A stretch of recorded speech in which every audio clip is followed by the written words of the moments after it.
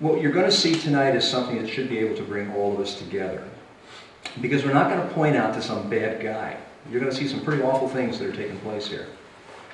And you're going to want to blame somebody. You're going to say, well, he did it, or she did it, or they did it. Very often the people that are involved in what's going on, what you're about to see, have no idea that they're even involved. And they're doing it just in the name of trying to do a good job. So we're going to show you that, show you how it works out. We're going to start with a program called False Choices. How Agenda 21 is transforming your community. Now this woman you see here, Betty Perry, was arrested in 2007 in Orem, Utah. I don't know if you can notice it up there. She's got this little mark on her nose. And that's where the handcuffs hit her when she was taken away in a police car, placed in a holding tank. Now the reason she was arrested was because her front lawn was, quote, dying. She didn't realize that that was an offense that could result in her going off to jail. In the earlier part of this year, 2011, Julie Bass was planting an organic garden in her front yard. Simple thing to do. Julie likes organic foods for her family. So they became quite expensive, so she decided, gee, I'll just start a little garden for myself. Seems interesting enough, innocent enough. However, she checked with the mayor first to be sure that was okay in their town. And the mayor said, well, that's fine. You can go ahead and plant a garden. We don't have a problem with that at all. She went to the town council, and they said, we don't care. That's fine. Plant your garden. Next thing you know, an enforcement code officer pulls up, and she's being hauled away and now faces 93 days in jail. What happened? The technology officer from town came in and said, that's not allowed under these new zoning ordinances that we've established through our master plan, and therefore you now face charges. She's now fighting those criminal charges. In Dade County, Florida, 1,500 people are losing their homes, and we're going to see why they're losing them and why they're having such difficulty in getting those back. And over here, 17,000 people in King County, Washington, have petitioned the county courthouse to try to win back their land rights because they've lost 65% of their land. So we're going to discuss just how can these crazy things happen. I mean, this is America, and this stuff doesn't happen here, right? Well, in order to get into this whole scheme of understanding why this is going on and how it may or may not affect you, we have to understand the value of property rights. Without property rights, we don't have freedom, we don't have liberty. They are unalienable. They are not lienable. You can't place liens against those. That was the meaning of the word. But it also means it cannot be severed. Property rights cannot be taken away from us. And our founding fathers made a specific point of that. They even went to the Constitution, and the Fifth Amendment of the Constitution said, no person shall be deprived of life, liberty, or property without due process of law, nor shall our private property be taken for the public use without just compensation. So why all this emphasis on property? Well, it's real simple. We talk about rights all the time, but after a while we begin to take those rights for granted, and we forget just what they actually mean to us. So let me put property rights in perspective. You and I and everyone else in this room are organic living beings. We need certain things in order to survive. We need food, we need land, we need a roof over our head. We have to at least have the ability to have that completely within our control, and nobody with the ability to take it away from you. If you don't have that ability, then you're either a serf or you're on your way there. You have to at least have the opportunity, live in a nation where, you know what, I can own this and it's mine and nobody can ever get it away from me. That's why our founding fathers found property rights so very important. It's something that you were given the authority, the ability through the Constitution to own, and no one could ever take it away from you. Now that's the way we work in the United States of America. But not all countries work that way. So what I'd like to introduce you to is the United Nations Agenda 21. We're going to learn all about this tonight, and it also goes by another name, Sustainable Development. You'll find that these two terms are used interchangeably. So we're going to trace the very history of it. So to understand the documents, you have to understand the people who put those documents together.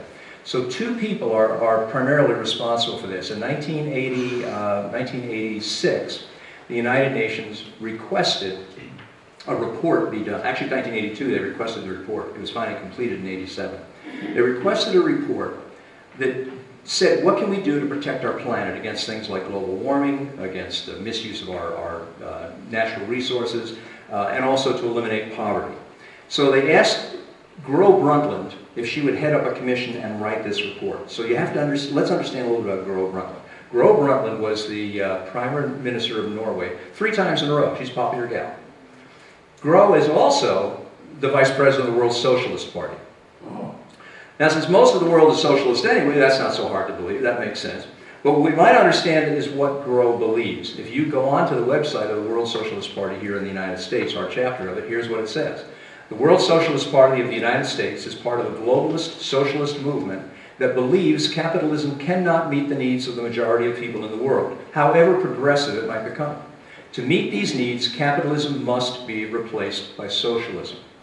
Now, there's nothing wrong with this if that's what you believe in, but you need to understand, if you're going to understand where Agenda 21 came from and how this whole piece came to be put together, you need to understand the people who wrote the documents that created it. This gal thinks we need to get rid of capitalism, so that's one of her main objectives. We also have another gentleman I'd like to introduce you to named Maurice Strong.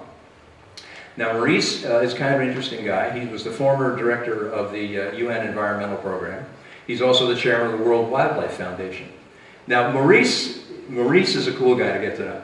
Maurice, by the time he was 25 years old, was the president of Dome Petroleum in Canada. So he was already doing very well for himself. He also purchased 200,000 acres of land over the largest freshwater aquifer in the United States, along with Adnan Khashoggi. We all remember who Adnan Khashoggi is? Everybody heard? He was the arms dealer that got in trouble a whole bunch of years back. But he was in the newspaper, I guess, probably in the 80s. He was in there most of the time. So these two got together, bought the land up, and the idea was, what we'll do is we'll just barricade the water and then release it to the southwestern United States, and we'll make a fortune for ourselves. We'll control all the water flow to all these farmers down there that need water. So it's like a real cool way to make money. Except the environmental groups the local environmental groups came in and they said, well, wait a minute, you can't do this. So they stopped him and they made him pull out of there, and they paid him a few $1 million to get lost, and he wasn't really very environmentally friendly. So, for some bizarre reason, this guy, who just got chased out by environmental groups, suddenly was called upon in 1979 to become the director of the UN Environmental Program. Why? Well, I don't know. Sometimes maybe it's who you know and not what it is that you do. As the director of the UN Environmental Program, he had a mission. And I want you to listen to this mission because you're going to hear this pop up again and again and again. We're back in 1979 now. To provide new leadership and encourage partnership in caring for the environment by inspiring, informing, and enabling nations and peoples to improve their quality of life without compromising that of future generations. It all sounds like good stuff. I want to take care of today, have a good quality of life, and I don't want to compromise the future generations. Sound good? Absolutely, sounds good to me. I'm all on board with that. So we have two players here. One was a socialist who said, I need to destroy the capitalist system. The other, who made a fortune in the capitalist system, but then moved onward and decided the environmental program was a better way. Not exactly on the up and up all the time, dealing with arms traders, doing shady deals with land and so on, and also the head of an oil company. So some of the things he did were not completely on the up and up. If you try to track Maurice down today, you can probably find him because he lives in China. Anybody remember the Oil for Food program? And the scandal that followed that? Yeah. That was Maurice. He was in the middle of it. So we're having a little bit of trouble tracking Maurice down these days. But these are the players. These are the two guys who are mostly responsible for this. A book called Our Common Future. By 1987, that book was completed. And it outlined exactly what sustainable development would look like. In fact, there's the report. I don't want you to, by the way, let me preface this. I don't want you to take my word for anything I say this evening. Everything is documented, everything's provable. Amazon.com, you can buy this book for, I don't remember, 15, 20 bucks, you can buy the book. And if you go to chapter 2 in here, it will define what sustainable development is. It is development that meets the needs of the present without compromising the ability of future generations to meet their own needs. Sound familiar? I know I just heard that just a moment ago. Yeah, that was Maurice back in 1979 at the United Nations. So that kind of, worked its way right in here in this book in chapter 2 called Towards a Sustainable Development.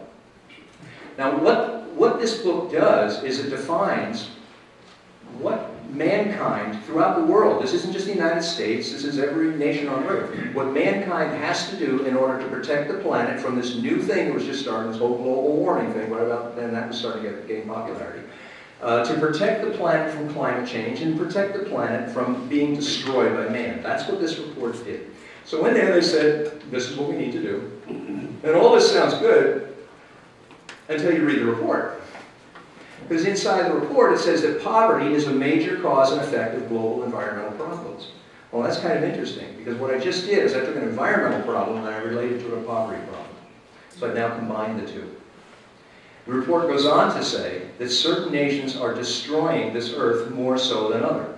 So what we need to do is we need to take the resources from those nations that are destroying the earth, and we need to transfer those to other parts of the world. So the developing nations need to take the money from the wealthier nations. And in doing so, that's going to protect the environment.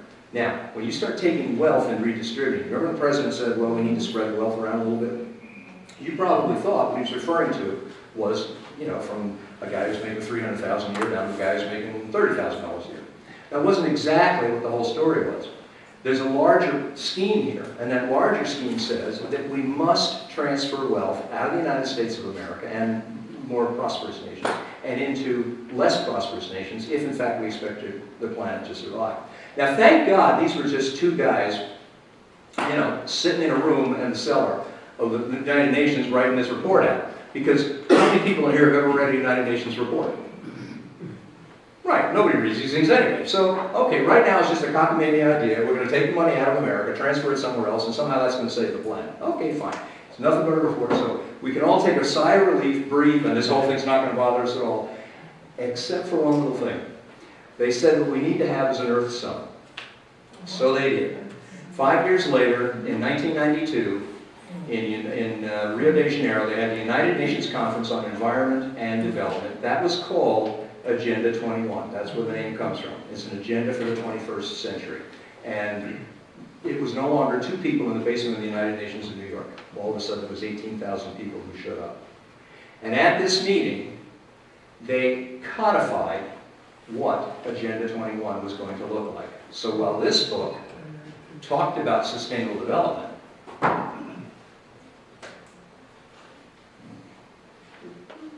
okay. There we go. I knew it was there. It was buried in the basement of the UN. This book codified the report here. So we now have an action plan. Everybody in here heard the word Agenda 21? Have you heard it? You heard the name? Okay, this is it. This is Agenda 21. It's not a fantasy. It's not some tinfoil hat scheme. This is Agenda 21. And if you want to buy it, you can go on the United Nations website. You go to Google, pick United Nations Agenda 21, and then you can go purchase the book. Or you can download it for free on some different websites also. But this now says what the world must look like and how we can roll it out and make that happen. In short, this is a high-level action plan. There's business people in here. So we have action plans to make things work, right? So that's what this is. This is an action plan. Well, okay, so we have a meeting. And Maurice Strong just so happens. Remember Maurice? He was the guy that was trying to tie up all the water, fresh water, right? And the guy that's hiding out in China right now from the oil for food scandal. Okay, well, Maurice is back. It's 1992, and now he's at the Earth Summit in Rio, and he walks out on stage, just like I did a few moments ago. He had a few more people there. And instead of saying, well, am I wired up, or can you guys hear me? He said something a little different. These were his opening remarks. Current lifestyles and consumption patterns of the affluent middle class involving high meat intake, the use of fossil fuels, electrical appliances, home and workplace air conditioning, and suburban housing are not sustainable. Remember we said it was towards a sustainable community, towards sustainability? Well, now we're deciding what's no longer sustainable. And if it's not sustainable, that means we must begin to eliminate it. He also said, isn't the only hope for the planet that the industrialized civilizations collapse? Isn't it our responsibility to bring that about? That was Maurice Strong in his role as founder of the United Nations Environmental Program.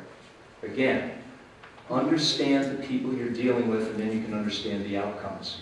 There are no outcomes, there's only people. They drive them and make them happen. So this is Maurice. Well, the meeting was over. Actually, the meeting was being designed. The Convention on Biological Diversity was part of the folks that got together to actually draw up this booklet that you see right here.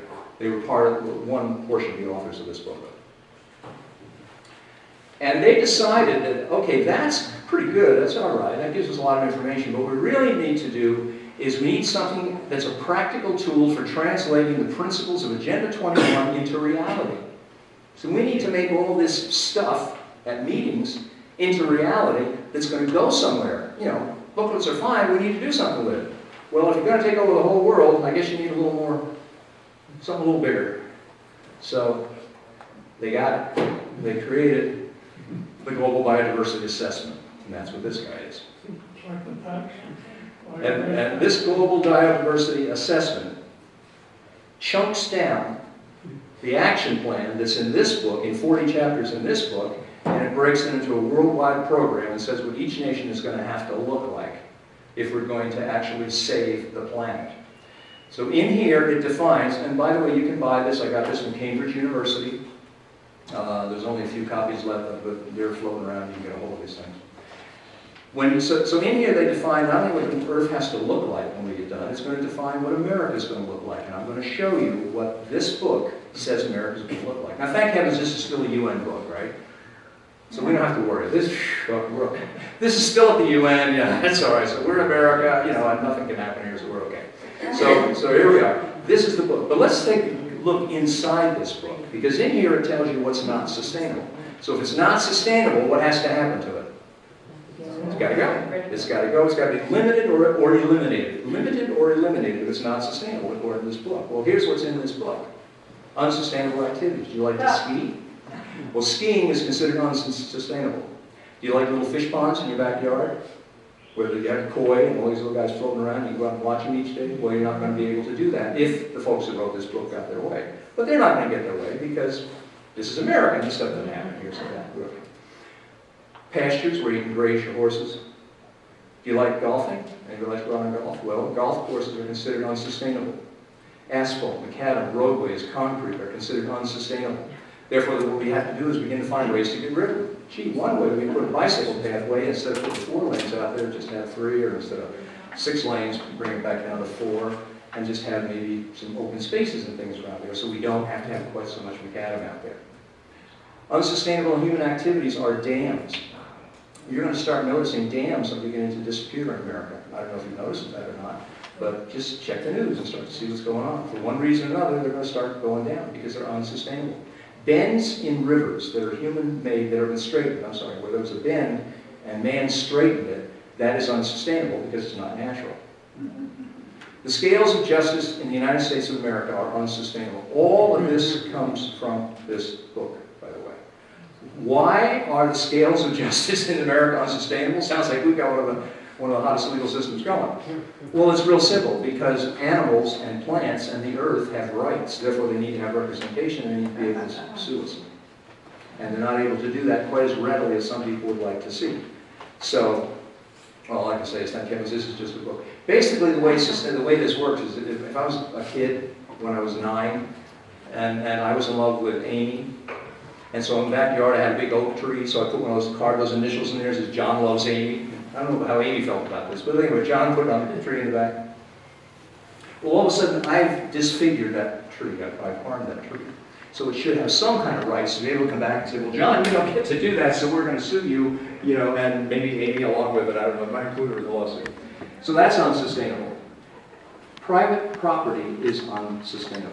Americans have too much private property, and the majority of our wealth is tied up in private property. Therefore, one thing we need to do to return the earth to its natural state is to begin to reduce the amount of private property that's held throughout the world, not just the United States, but throughout the world. Consumerism is unsustainable. Why in the world is consumerism unsustainable? Well, if I buy stuff, somebody has to make stuff. And if somebody makes that stuff, then they're running machines and they're using up natural resources to make it. So therefore, the less I buy, the safer the planet's going to be. Again, all in Global Biodiversity Assessment. And the family unit is unsustainable because we're suffering from overpopulation. You're going to find that when people come into your area, particularly planners, and they come up with this grand scheme as to what they're going to do, very often one of the reasons they come in is because overpopulation. Oh, the population is exploding. Now, sometimes the population is exploding, and sometimes you do need to do something about that. So you have to understand that. Here's the problem with my talk tonight. I'm not going to give you a clear yes or no. I'm just going to show you what's going on out there, and you have to really make distinctions. That's a lot of what this is about, being able to make distinctions. When is it right, and when is it not so good for me? So we need to be able to look at that clearly. But according to that book, we can only support about 1 billion people on the planet. Right now there's 7 billion, we're headed for 15 billion. How they're going to shrink that back down, I don't even want to think about. But anyway, there's too many people out there. So therefore we can't just have these burgeoning family units the way they are. We need to take precautions to see that the family unit remains small. And most of all, we have what we call the Wildlands program. Now the Wildlands program is what the United States will look like if this book is implemented. And so you know where this came from. It's on page 993, actually it's 993 or 933, I forget which one it is. It's on page 933 or 993 in here. It defines what the Wildlands Project is. And the intent of the Wildlands Project is to remove human beings from 50% of the United States. These red zones that you see up in here, out there, are no human habitation is allowed in those areas. The yellow zones around those are buffer zones. You'll be able to use those zones basically as protection area and precautionary to see that nothing takes place inside these zones, which are fully at their natural vegetative state. The only people allowed in the buffer zones will be members of the federal government, officers, code enforcement, and so on and so forth. Again, all outlined in this book. So, where do you think we're going to live? If the wild animals and the wolves and everybody else is taking over the rest of it, where are we? Inner cities. Well, that's about it. We're over here in these little dots that you might see here. And you'll see little black dots over here and little black dots over here. And those are what we call high-density habitats.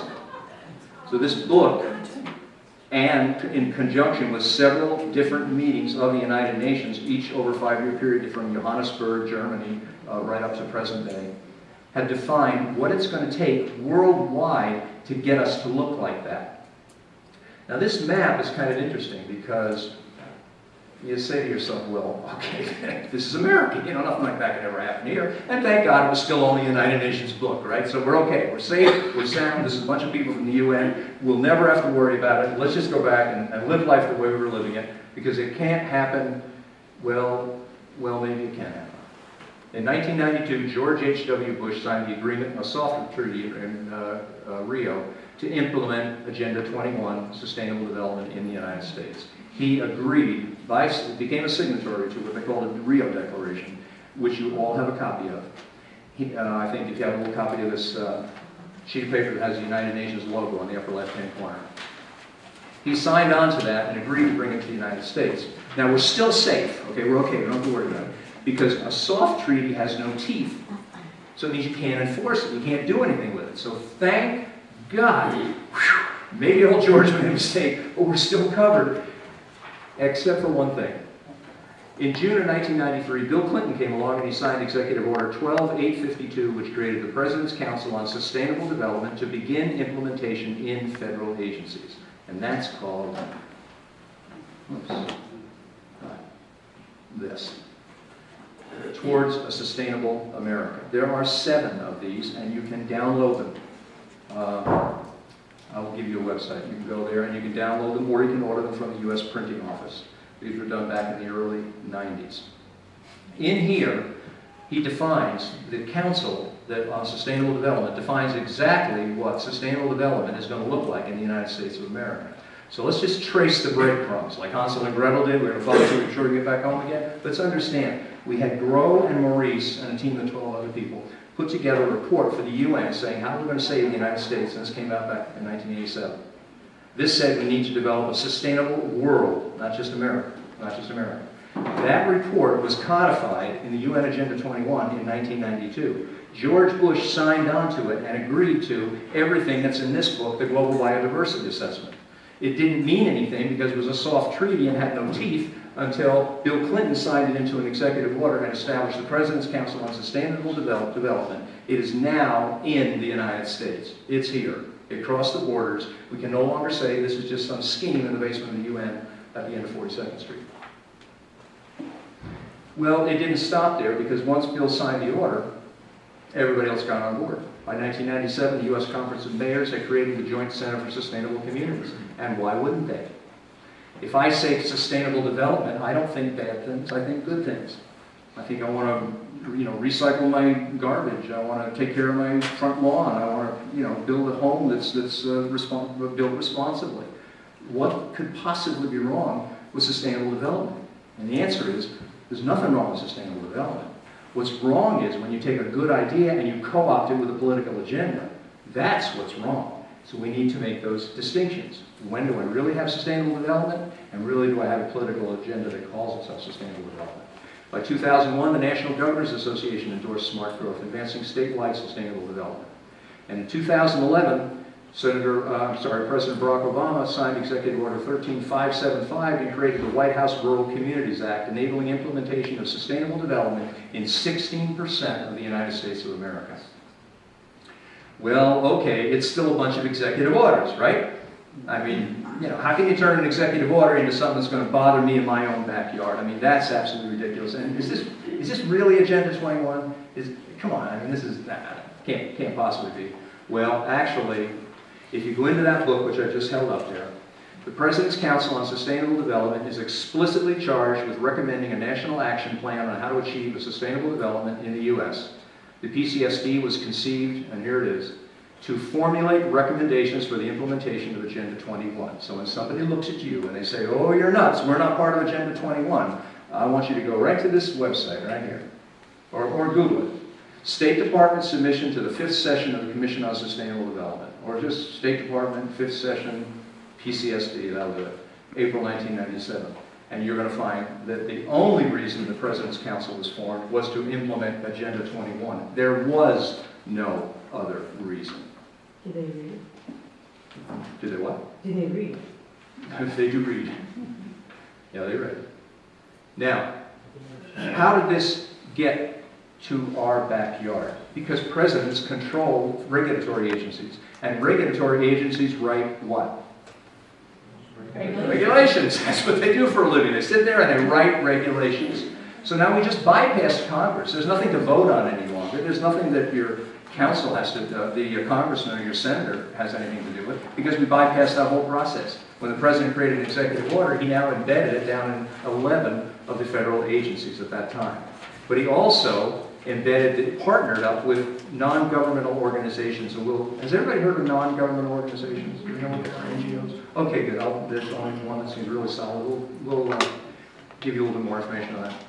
But groups like the APA here, the American Planning Association, Institute for Sustainable Communities, the Trust for Public Land, and so on. All of these principles that were put together in here and from this global biodiversity assessment, they now made their way down into these agencies. So when regulations are being drawn up by the EPA, when they're being drawn up by the Forest Service and so on, they're in compliance with the President's Council on Sustainable Development, because that's what agencies do. They're supposed to be in compliance with what the President says. He's the boss. He gets to tell them what they can do and what they're not allowed to do. So the motto of this whole Agenda 21 program is development that meets the needs of the present without compromising the ability of future generations to meet their own needs. Have you ever heard that before? Where did we hear that one before? Oh, Maurice. Maurice came out with that, and all of a sudden now it's worked its way all the way up into the Agenda 21. And Agenda 21 consists of 3 E's. These 3 E's, by the way, are defined in this book. Came right out of this book. So you can go in there and you can find what they are. First one is social equity. Social equity is when the individual gives up his personal wants for the needs of the community. We're going to tear into that a little bit more, take a closer look at it. Economic prosperity is part of the 3 E's. Free market is replaced by public-private partnerships, and there's an international transfers of wealth. We're going to talk about that a little. And then ecological integrity, where individual rights are subordinated to environmental needs. So what does all this mean to you and I?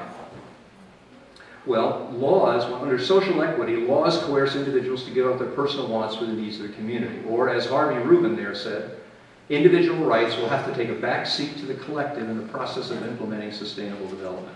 Harvey Rubin is a member of ICLEI. We'll hear a little more about ICLEI in just a moment here. And get this, don't forget Harvey's picture here, because we're going to come back to Harvey again in just a minute, and you're going to meet him a little bit closer. Individual rights will have to take a back seat to the collective. What kind of talking is this? Is this, yeah, it's kind of weird. This is not American talking. This is not what we think of when we think of the United States of America and buying a little piece of property where I can, have a little stream in the backyard and raise my kids and put a little swing set for my grandchildren. But all of a sudden, we've got a whole new language that's happening. And it's all in the name of this sustainable development.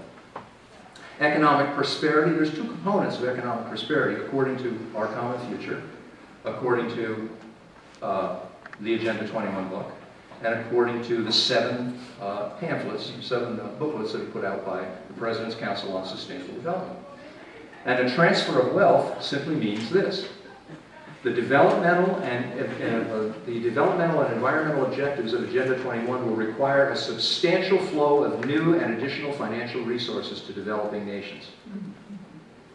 The Rio Declaration says equity will be achieved through implementation of the international economic order and through transfers of resources to developing countries. Do you get what I'm talking about here? We're going to save the planet. We're not going to save the planet by living responsibly. We're not going to save the planet by recycling. We're going to save the planet by creating a whole new social structure among the people who live there. Now, this would be wacky if it was nothing but a report written in the basement of the United Nations in 1987. But that's not what it is anymore. Now it's here in the United States of America. So when we talk about this Agenda 21 preamble, you're going to find that here in the pamphlet that paper that I just handed out, which is the front pages of this book. That's where it came from.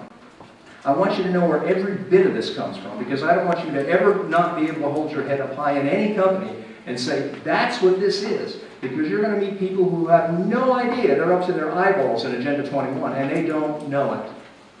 And they honestly, genuinely, sincerely have no idea what it is that's going on. So in that case, you need to educate. But we're going to look at a couple of these principles in just a minute.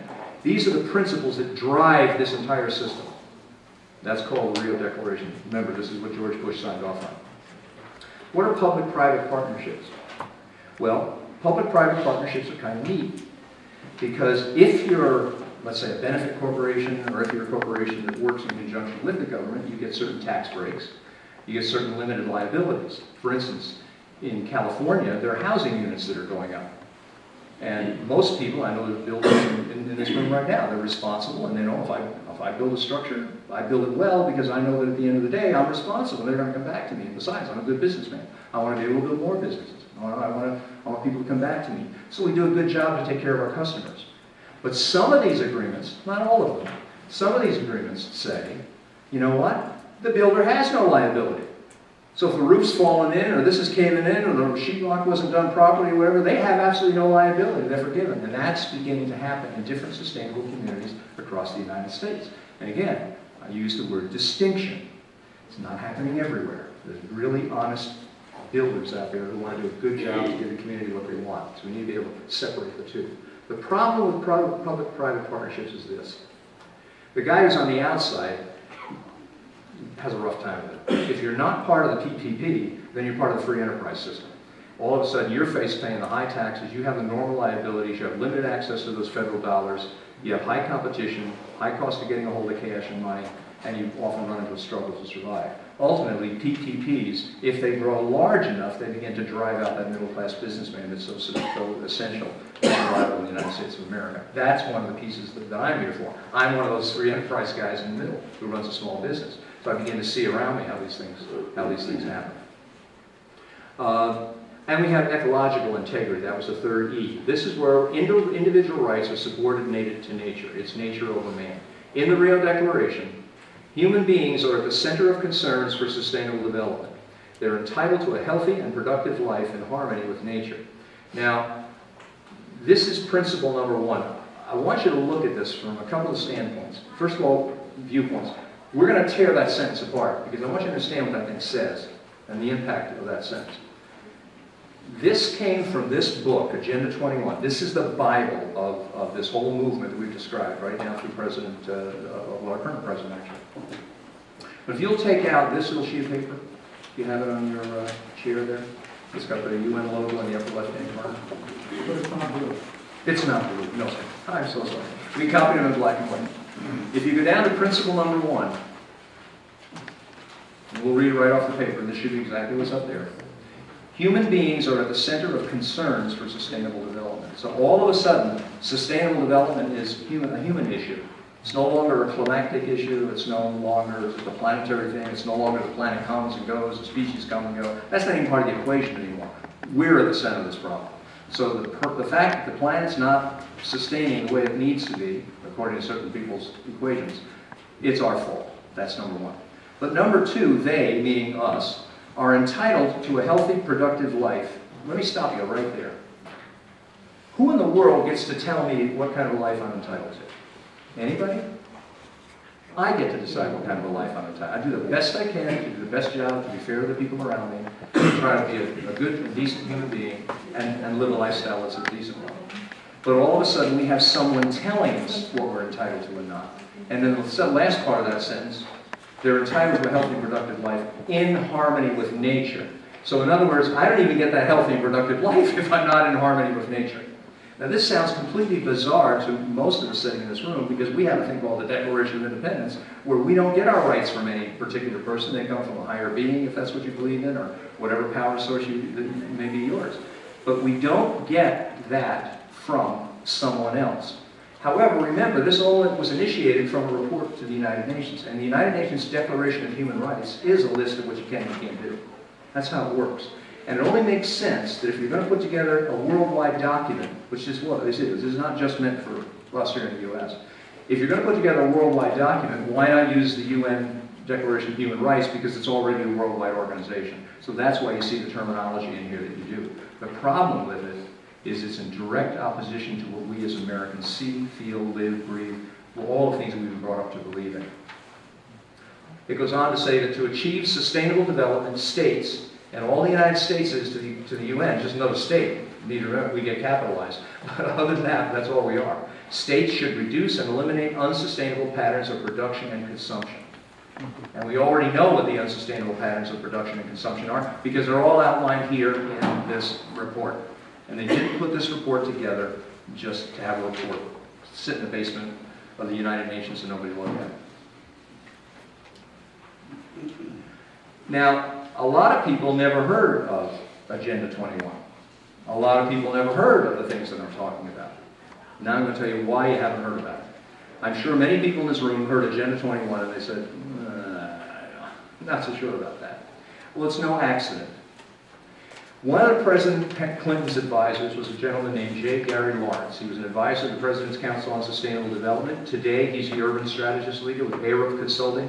If you're in the consulting field, planning, they're probably one of the biggest in the world. They're huge. They built the Sydney Opera House. They built the Tappan Zee Bridge. I mean, these guys are major, serious players. But they're also up to their necks in this thing called Agenda 21 and Smart Growth. So here's what J. Gary Lawrence wrote in a document at the bottom of here. I don't want you to take my word for it. The future of Agenda 21 in the new millennium. Google that, and you can download this document. If you can't find it, email me and I'll send it to you. Here's what he said.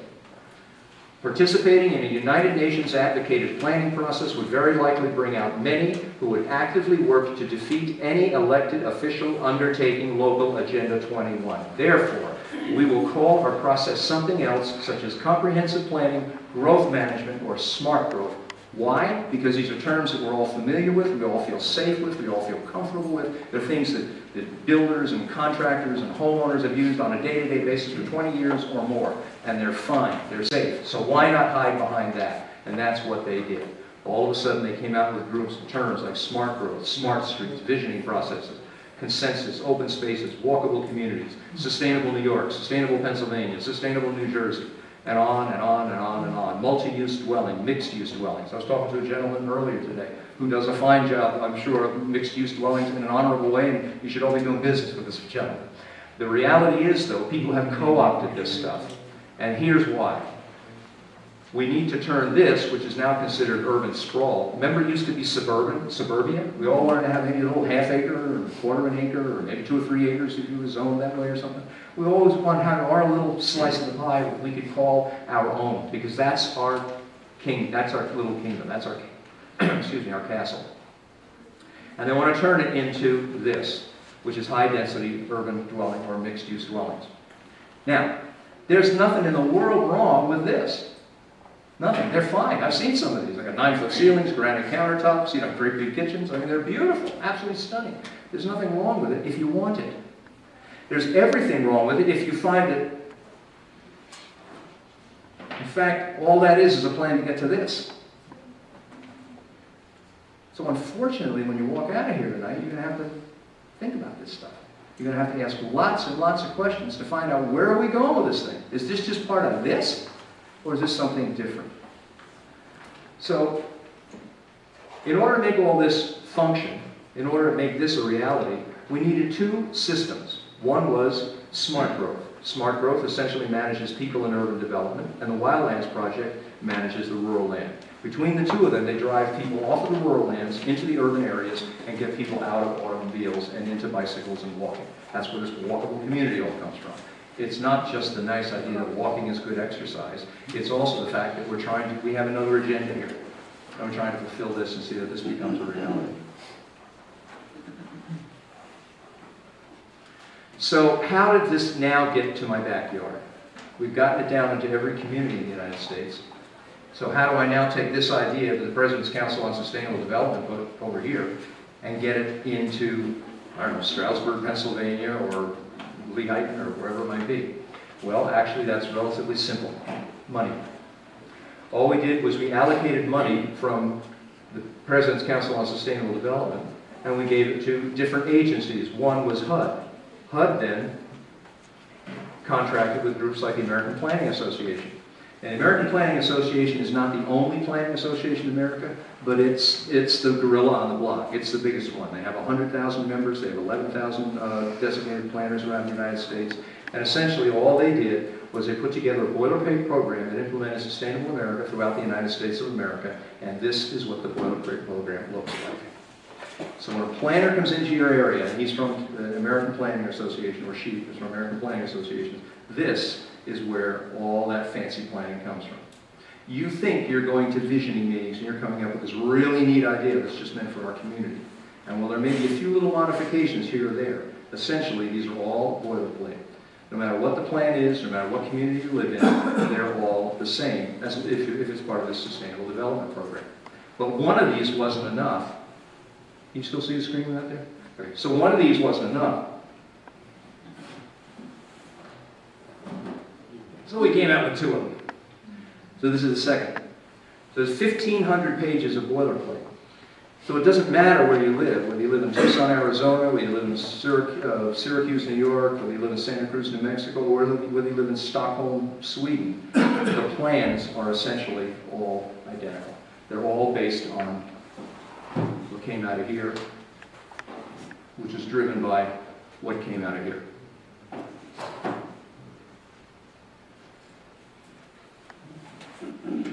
In addition to these planning organizations implementing Agenda 21 throughout various communities. By the way, Agenda 21 is in every county in the United States of America. If you doubt me, then just plug in sustainable development, social equity. Let's separate sustainable development, the kind you and I think of, which is healthy, from social equity, the UN thing, and your county, and see what pops up. You're going to find it in there. Also, the Worldwide Fund for Nature, the World Resources Institute, International Union for Conservation in Nature, these all fund and provide grants and provide documentation and direction to implement a Sustainable Development Agenda 20, the Agenda 21 version of it. These guys you may never have heard of. They are some of the largest NGOs in the world. In many cases, they have millions of members. They have the clout of small nations. And here's why. When a treaty is put together, these are the people with the money to do the due diligence and the background work to put those treaties together. So they'll actually provide the documentation to an emerging country or even a fully developed nation, and that will become the basis for a full-blown treaty later on. It starts out as a soft treaty and becomes a full-blown treaty. So you probably may not have heard of these folks, but you have heard of these folks. The Sierra Club, Audubon Society, Nature Conservancy, National Wildlife Federation. Part of the bylaws and regulations that they function by are in direct compliance with what comes out of Agenda 21. Now let me just, time out. I'm not saying that everything the Sierra Club ever did was bad. It's not. They do a lot of good stuff. I'm not saying everything the Audubon Society did was bad. They do a lot of good stuff. In the same way with the National Wildlife and Nature Conservancy. They do a lot of good things to help our planet and to help our nation. But they're also doing some things that are going to implement this. So again, we've got to make those distinctions when we're sitting down with our local planners or we attending our local planning meetings. ICLE is one of those non-governmental organizations that we just talked about. They don't belong to the United Nations, but they do work in concert with them, and often at the auspices of them. Their job was to roll out Agenda 21. We have the documentation where there's actual meetings between the United Nations and the officers running ICLE, and they said, this is your job. We want you guys, since you've done such a good job so far, to take the wheel and roll out Agenda 21. And so they do. They push local communities to regulate the environment. They guide visioning meetings with stakeholders. We're going to show you what some of these visioning meetings look like, and they're not what you might think they are. Gain elected official buy-in via grants and intimidation. The quickest way that I can take your property rights away is to wave grant money in front of you. And those property rights just go up like they evaporate. Minimize protests. Implement and enforce sustainable development. ICLE right now operates in over 600 counties in the United States. And I'm not going to wait for all these to scroll forward ahead. Their goal is to operate in 1,000 communities. I think it's by, I'm not sure, 2014, 2015. They want to be in 1,000 different communities. And they are gaining ground in some areas, but they're also losing ground in other areas. And we're going to describe exactly where that is. This just scrolls and goes on and on and on and on. And I just want to give you some kind of an idea of the impact that this group ICLE has here in the United States of America. So when somebody says ICLE is not part of the UN, excuse me, but they are part of it. They're not part of the UN, but they've been authorized by the United Nations to go into all these communities to implement the Agenda 21 program that we were just talking about. Now, in June of this year, Executive Order 13575 was signed by our President. And Executive Order 13575 said that it granted the federal government authority over the food, fiber, and energy for 16% of the United States of America. It provided 25 governmental agencies the power and leverage federal investments in rural areas to increase the impact of federal dollars and create the economic opportunities to improve the quality of life in rural America. Doesn't that sound great? Let's start to look at what I just said. I just said I'm now in charge of food, fiber, and energy for 16% of the United States of America in one office, the Office of the Presidency, because all these federal agencies report up to the Presidency. I just provided all this power to 25 government agencies. Go to Wikipedia, there aren't 25 federal agencies, there's only 24. So where's the 25th one? How do we do that one? That was interesting. It was a wild card that the President threw in case we ever do have another agency, we're covered. So we know that these guys are going to be in there and they'll be able to have all this power. Power to do what, though? To leverage federal investments. What is a federal investment? Reach in your pocket. Reach in your wallet. Check your checking account. That's what a federal investment is. It's your money. They're investing your money. But hopefully it's for the good of society, so maybe it all rolls out. It's okay, right? Well, let's see. They're going to invest our money in rural areas to increase the impact of federal dollars, to create economic opportunities. How do you increase the impact of federal dollars? There's only one way to do it. How do I increase the impact of federal money? I increase impact by writing laws. I create more regulations, more restrictions, more limitations. And those regulations then enhance the impact that I have in the organization. It's real easy. And how hard is it for a federal agency to create a new regulation? Anything to it?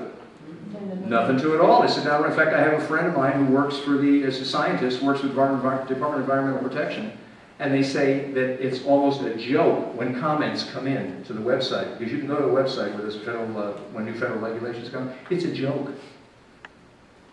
Thousands and thousands and thousands of people called in when healthcare came out because they put it up when someone passed some of these regulations. They put it up on the agency website, and they don't even pay attention.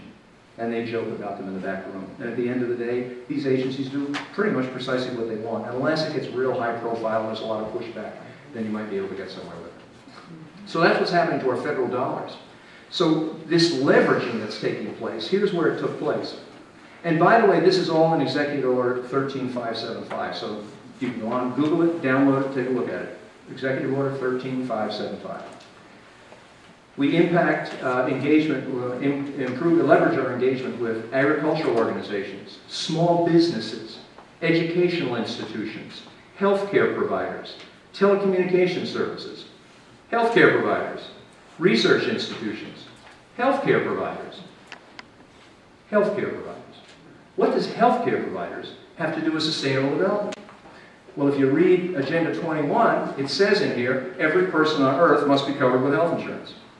Now, am I saying that the Affordable Care Act that President Obama passed last year was part of Agenda 21? No, I'm not, because I don't know if he did it with this in mind or not. I can't get inside the guy's head. I don't know. All I know is it certainly works in concert with it, so it worked out rather well.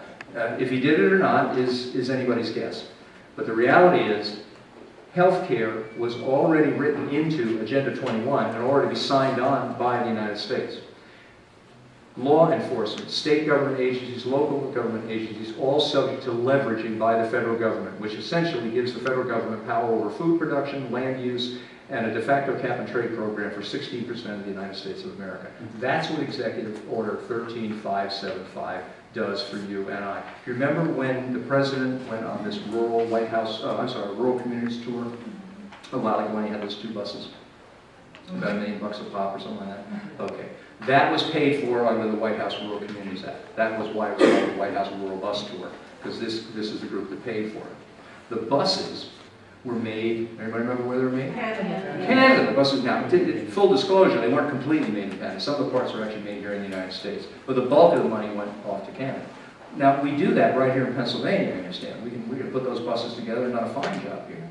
Why in the world would you transfer jobs and money out of the United States unless you were trying to redistribute wealth to different nations? Right. Why would I tie up all my resources here in the United States? We have, I remember from when I was in geography class, when I went to school, about 122 years ago, I think it was when I graduated, they used to talk about the United States being fantastic because they had all these natural resources that made us such a powerhouse of a nation. Well, all of a sudden, we can't get to these resources. And we've discovered new energy resources, and we can't get near those either. But we will give loan guarantees to Brazil so that they can go out and build the same deep water rig that we're concerned about and then sink the thing in the Gulf of Mexico and begin drilling for oil there with our money guaranteeing the loans to make that happen. And then go to that country and say, we want to be your best customer. See how the money goes? Okay, maybe that's not what it's all about, but it sure does fit the formula. 19 days after that executive order was signed by the president, leading figures from the Obama administration, cabinet agencies, U.S. Congress, major corporations, nonprofits, and civil society organizations all met in New York with members of ICLEI. ICLEI's job, according to the UN, was to roll out Agenda 21. So they all had a nice lunch, I guess, after they signed off on the deal. Now, here's what you need to be concerned about on a local level, is how this stuff gets into my community. And again, I want to differentiate again. I'm not saying that every ounce of planning that takes place in the country is bad planning. I'm not. I have a very dear friend who put together a program for 10 different communities. And she did a wonderful job. And they have open spaces there. They've got certain historic preservations on some buildings. They have water issues that they cleared up. And they're now sustainable through the year 2030. Nobody lost anything. They got a little bit of grant money, but they made darn sure there were no strings attached to that grant money. So I'm not saying that you can't have planning and have good planning. I'm saying that you've got to be vigilant. Now, what will happen is, in this Agenda 21 version of Sustainable Development, which is all over the place, a planner or a group member from ICLEI or NGO or maybe from the American Planning Association will approach certain stakeholders in your community. And a stakeholder is not necessarily somebody who lives in the community. It's a like-minded individual who agrees with what the planner wants.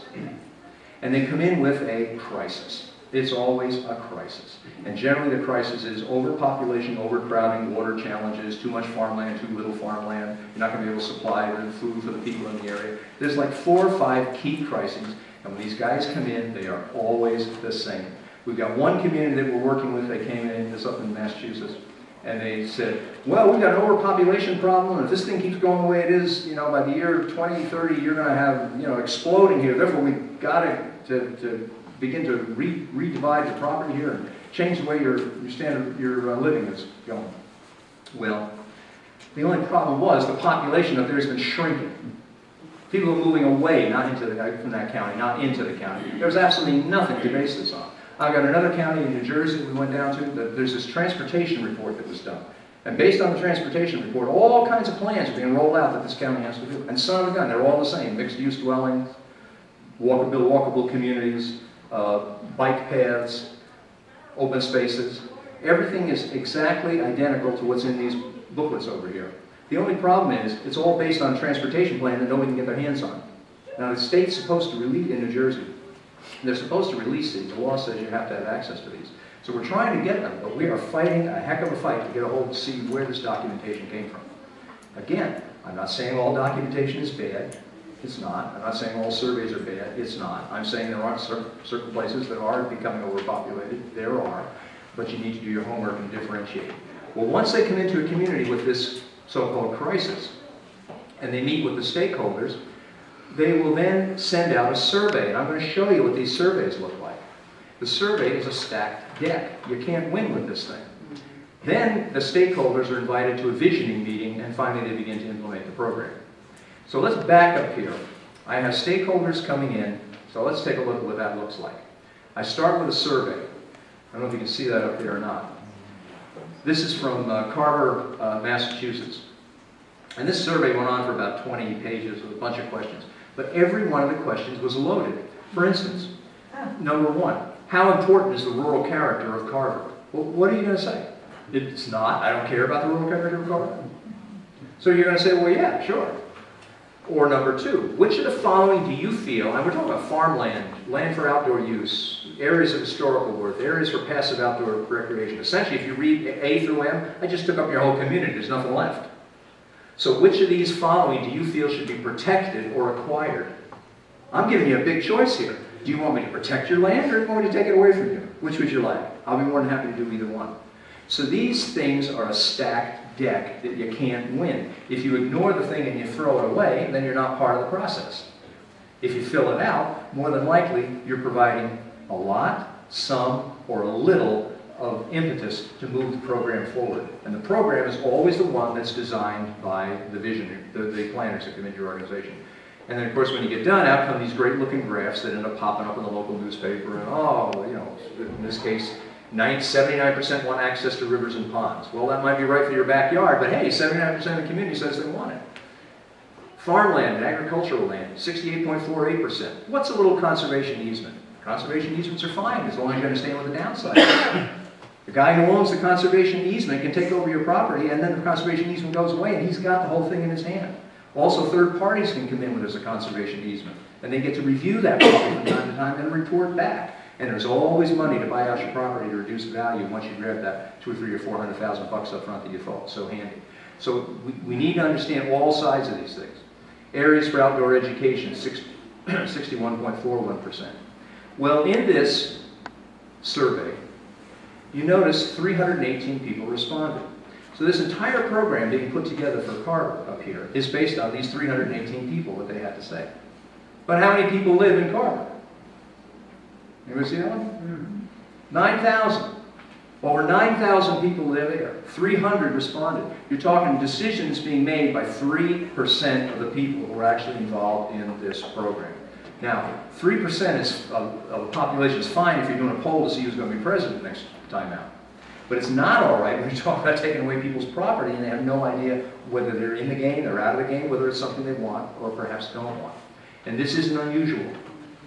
It's more commonplace. We're going to jump over here to Copaig, which is a lovely little town on the South Shore of Long Island. And we're going to discuss the visioning process. Now, visioning processes the world over are the same. I'm in business. Is there anybody held a visioning session in your business? You ever done? Yeah, you do planning and visioning. And the rules for planning, or basically for visioning, are all the same. Everybody gets a voice. Don't talk over your partner over there. You want to hear what everyone has to say. There are no bad ideas. We just want to hear whatever ideas you have to offer. So that's kind of how visioning goals go, okay? But not this time now. Take a look at the visioning goals here. Ensure community participation and voice. That's just dandy. That's fine. Revitalize downtown as a mixed-use transit-oriented district. Excuse me? Is that a goal, or is that the end result? This isn't part of the visioning process. These are people that came to the table with exactly what they wanted done because they took this information off of one of the surveys that they did. So the survey, and wait till you see how many people were in the survey, decided that we want to explore redevelopment potential for industrial areas around the train station, strengthen economic opportunities in the downtown area. We're no longer going along with the will of the people. We're now completely in bed with the will of the planners who decided what to do. And here's where this stuff came from, so we understand. The most important partner in this process is you. And that's as it should be. And I love the way they put you. The big capital letters are you. You are the most important person here. So who participated in this process? Who participated? Over 300 people participated throughout this whole process. Well, that's pretty good. I don't know, there's maybe 50 people or so in this room, so 300 would be a huge room, so 300 people participating, that's pretty darn good. This was a healthy mix of people who live in the study area and those that use it for other purposes, but live in surrounding communities. So what am I saying? Those 300 people didn't even all come from Copiague. They come from the surrounding communities. But hey, that's all right. They get a little bit of a say, I guess, right? Even though it's not their property, they have something to say about it. The problem is, do you know how many people live in Copiague, Long Island? I just looked this up. 20,000. 18, you're close. 18,000 people left there. Now, my math isn't all that great, but if there's 18,000 people and 300 people participated, you're talking about maybe 1.5% of the total population was involved in what took place down here. So people are not engaged. Now, whose fault is that? Is that the planner's fault? Is it the individual's fault? I don't know. We have to take it upon ourselves to become more involved in the things that are taking place. But this plan down here, very few people were ever involved in it, though ultimately when it's done, it affects virtually everyone. Now, there are certain things we need to look out for when we go into these books and when planners come into your community. And one is called the precautionary principle. Now let me explain what the precautionary principle is. It's pretty much standard in most planning.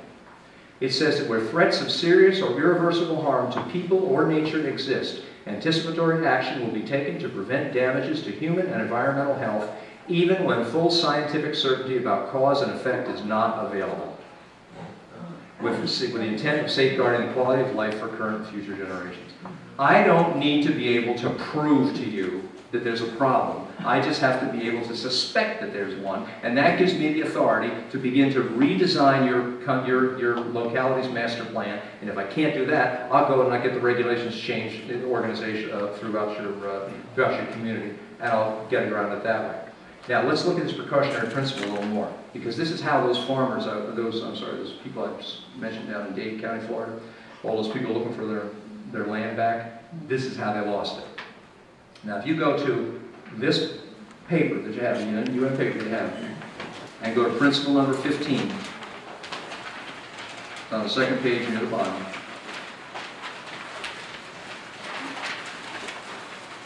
In order to protect the environment, the precautionary approach should be widely applied by states according to their capabilities.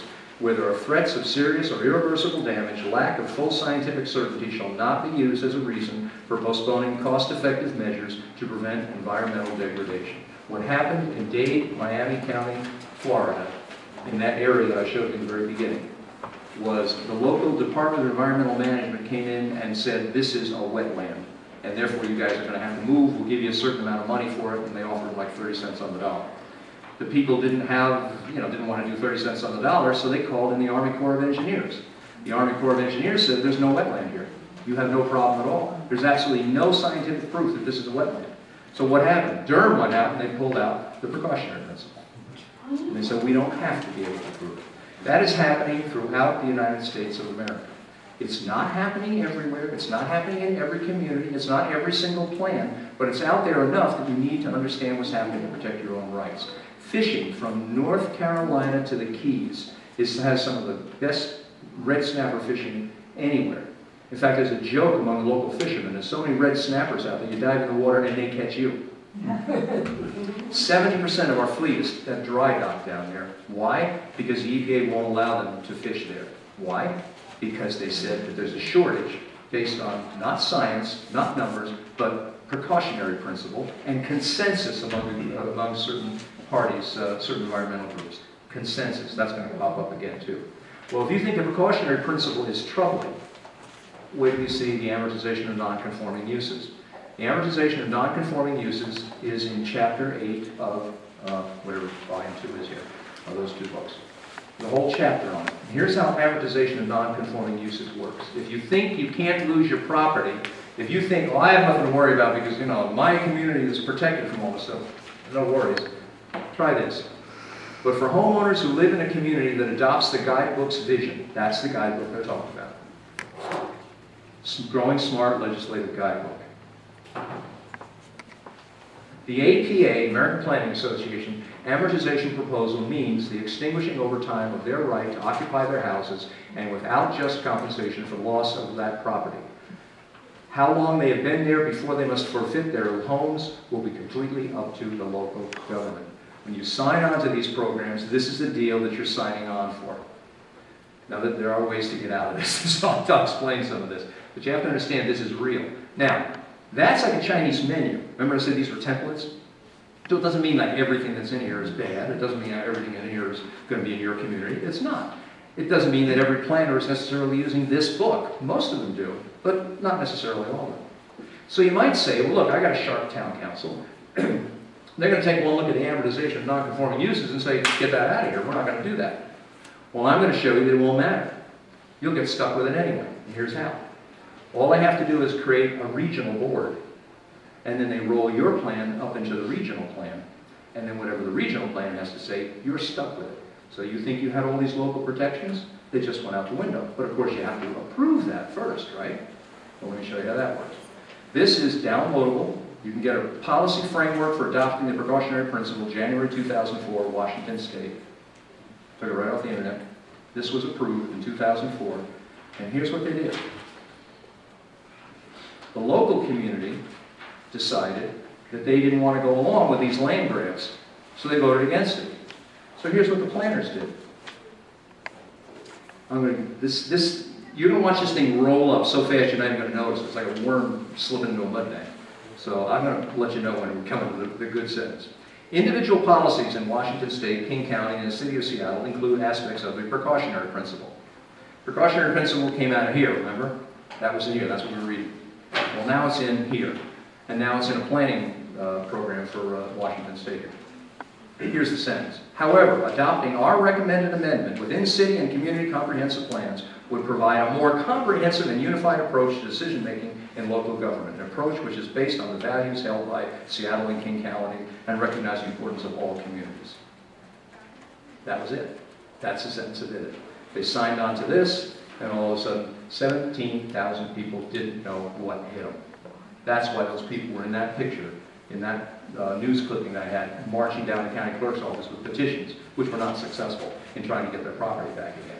That's the precautionary, that's the amortization of non-conforming uses. Again, does that mean that all regional groups are not good? No, it doesn't. I have a very dear friend of mine who heads a regional group up in Pennsylvania, not far from here. He's a wonderful guy. He would never want something like this to happen. But it does mean that as citizens, we have to be alert to what's going on around us. This is the 17,000 people. The ordinance 15053 created the 6510 rule. And what the 6510 rule said was on 65% of your property, if you own 5 acres of land or more, you could not build, you could not do anything other than leave that land in its natural vegetative state. So what happens to my property if I give up 65% of it to somebody else? I don't own it anymore. Let's suppose my son or my daughter comes to me and says, hey Dad, things are going kind of rough right now financially, could we move in with you? To which I would say, well no, but I have a couple extra acres in the back, why don't you take one of those and we'll put a house up there for you, we'll find a nice builder and you'll be off and running until you get your feet on the ground. And then I'll have another piece of another building. So, you know, I'm building my own little small empire here. Well, they're saying, no, you don't get to do any of that stuff. Suppose I want to put a swing set back there for my grandchildren when they come over, a swimming pool. I don't get to do that. And the 10% means that 10% of their land can only have impervious structures on it, the driveway, the building, and so on and so forth. That's all they can actually build on. These people didn't realize this is what was happening to the property, and that's why they were screaming. Now, their property values are starting to drop. In some cases, they've gone up. Full disclosure, some of them have actually gone up. Others have gone down. But over time, what happens is they tend to go up, and then they begin to drop, and they tend to drop down, because those urban areas across the way are where all the building is going on, and that's where all the money is being made, and that's where all the value is being extended. And that comes from trading off of development rights. There's several ways that properties are confiscated through this scheme. One of them is through conservation easements or trading in development rights. A conservation easement, very often, a whole group will go into a farmland and say, well, you know, we've done surveys here, and we find that it's cheaper to have farmland because you don't have to have all those support, the community support and utilities and so on out there. So all those community services aren't necessary. So it's a lot cheaper to have farms, and you're able to raise fresh fruits and vegetables, and you can feed the community. So you don't want to have builders coming in here. So here's what we'll do.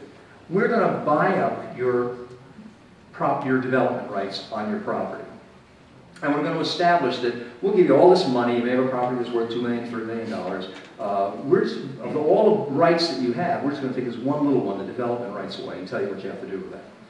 And in turn, we'll give you, I don't know, $500,000. So the guy's saying, wow, this is right. Great, but you get to keep the property. Now here's what the guy just did that he doesn't realize. He does get to keep the property. And he does have $500,000 in his pocket, which is nothing to complain about. So it all looks good. But what happens is he has now these best practices that are put in place by federal agencies. And the best practices keep getting ratcheted up and up and up. And pretty soon, it's no longer profitable to farm that little piece of land. So now what do? Well, now I go to the guy who's selling the land and I say, well, you know, I can't afford to do this any longer. Maybe you can help me out. Sure, I'll be happy to buy the land from you.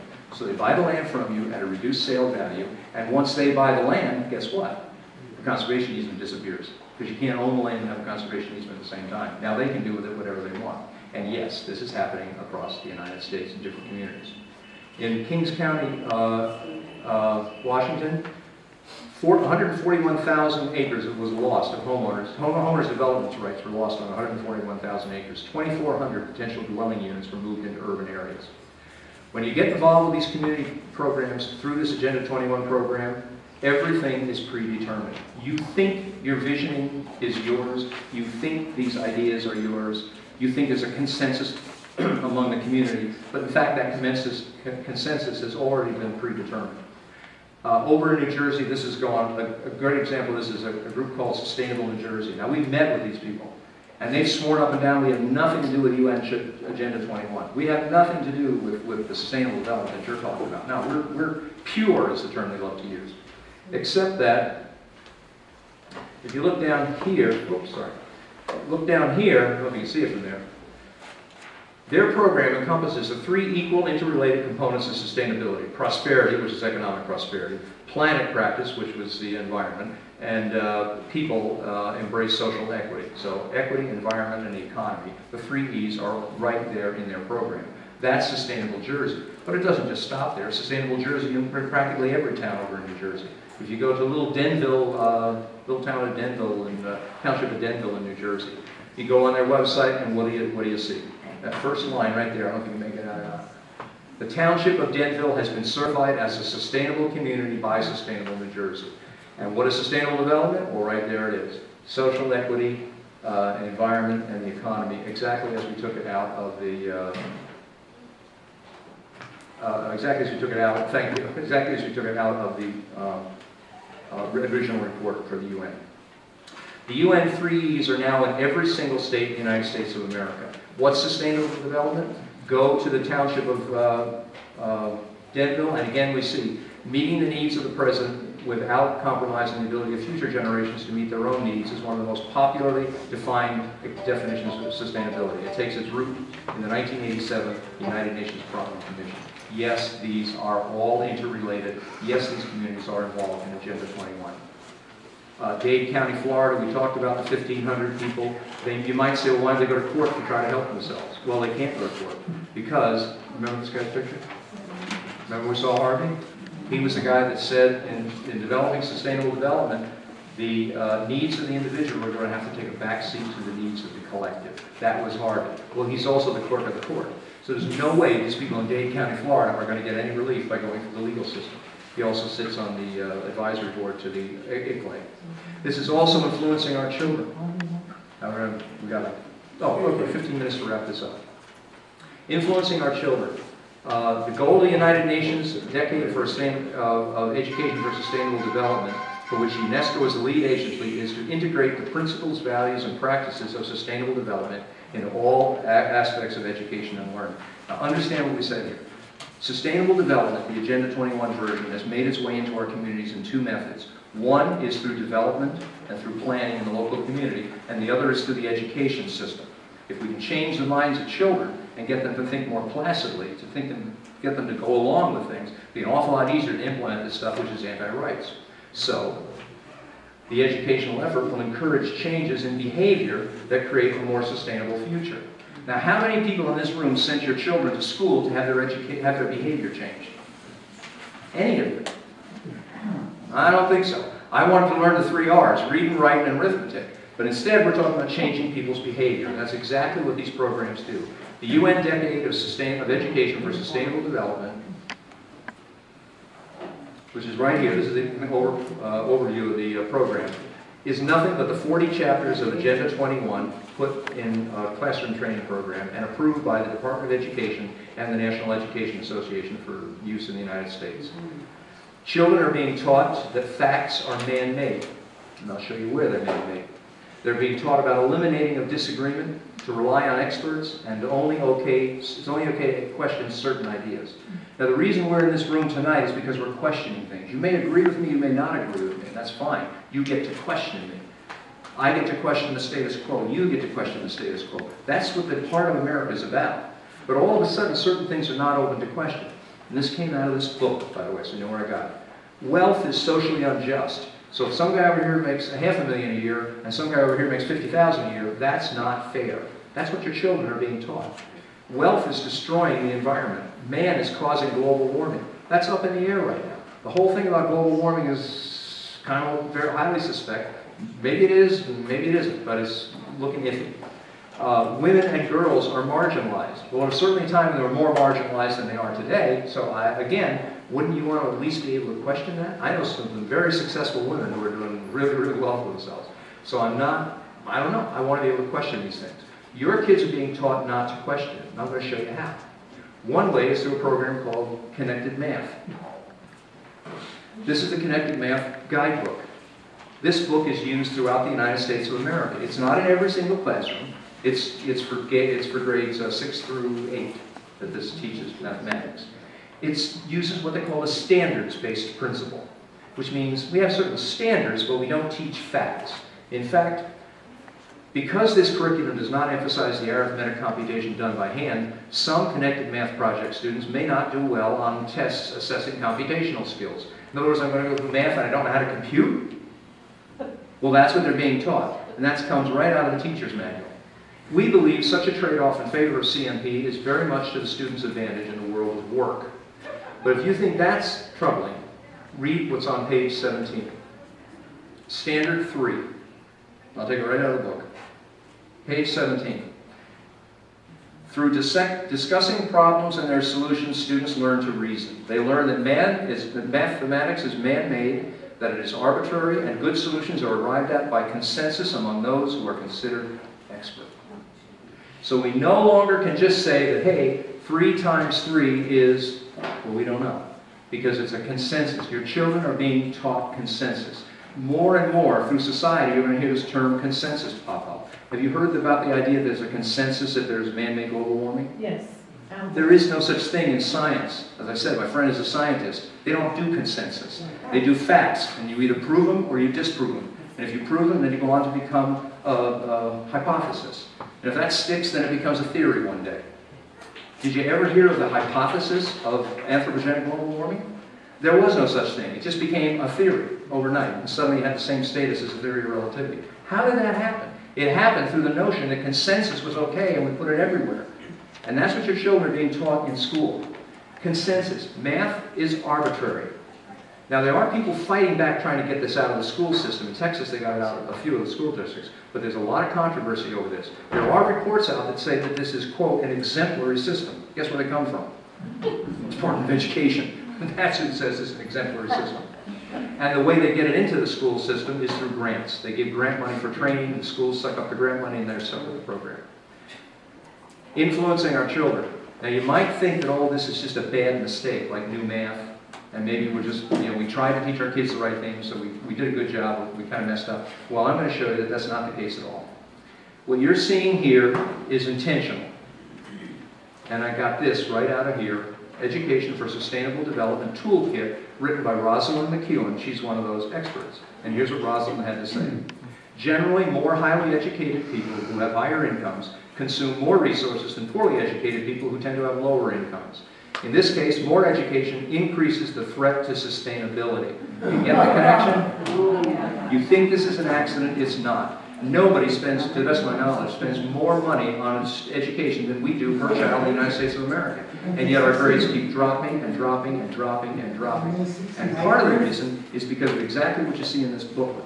If the kids are highly educated, they consume more, and that's going to be bad for the planet. Therefore, we only want them to know so much, and consensus is easy. If I get a kid that's been drilled consensus in his head, then he becomes very compliant.